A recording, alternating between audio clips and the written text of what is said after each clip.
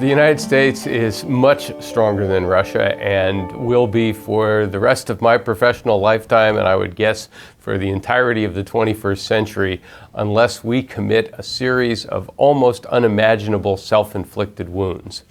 The United States, first of all, has a much larger economy. Our economy is now about $17 trillion. Russia's is less than $2 trillion and has actually been declining in recent years. So we're already, close to 8 or 9, 10 times stronger economically. The United States is much more powerful militarily. We spend 4 or 5 times more than Russia does on defense every year. We have much more sophisticated weaponry than Russia does. The United States is still blessed with allies in many parts of the world. These allies are, for the most part, rich, relatively powerful, and stable. We're talking about countries like Germany, Japan, the United Kingdom, and others. Russia, by contrast, has no allies of any real consequence. It has something of a friendly relationship with China, but it's not really an alliance. And lastly, Russia has a terrible demographic situation. Its population is much older than ours on average, and it's aging rapidly. The population is projected to decline dramatically by 30 or 40 million people over the next 50 years or so. So for all of those reasons, the United States has far more power potential.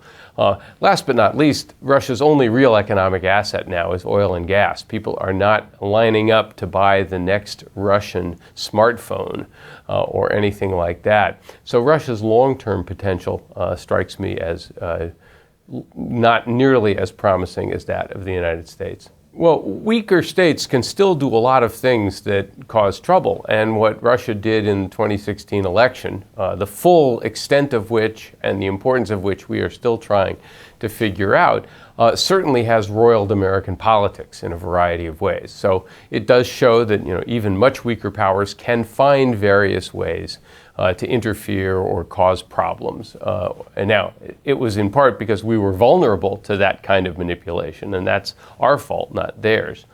I'd say a little bit more about this too, though. What Russia did is not unprecedented. The United States has interfered in democratic elections in lots of countries around the world, and you could argue that we've been doing a variety of things to try and encourage democratic forces, promote civil society, both in Russia or in countries close to Russia, in ways that they regard as alarming. We might think that we're doing the right thing, spreading our values in various places, but you can certainly understand how Russia might regard that as threatening and might even view what they did in 2016 as a form of payback. If you want to manipulate politics in Ukraine, if you want to interfere in Russia in various ways, well, we can do things to you as well.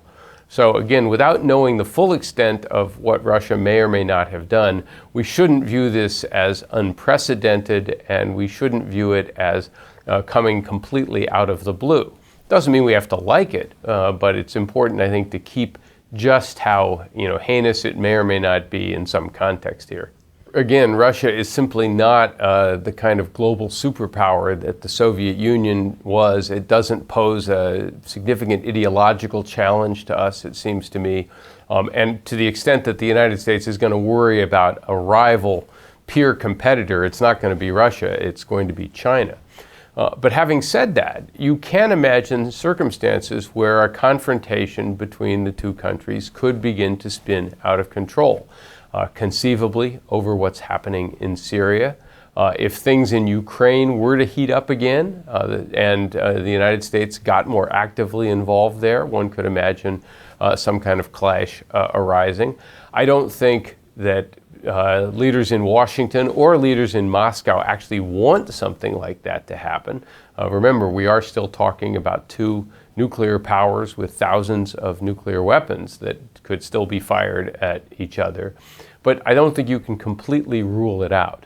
Will it become like the Cold War? No, I don't think so. But it is something I think that bears watching. And it's also unfortunate in a different sense because there are still some issues, whether it's counterterrorism, how to deal with Iran, what to do about the civil war in Syria, where collaboration with Russia might be useful.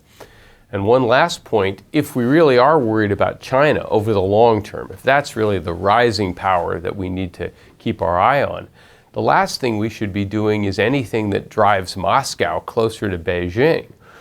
Russia and China, when you look at just the geography here, are not really natural allies. They have many reasons to be wary of one another, and we should, in fact, be trying to get Moscow to be more on our side and less on China's side over the long term. So spitting up a new Cold War with Russia doesn't make a whole lot of sense from a larger strategic perspective.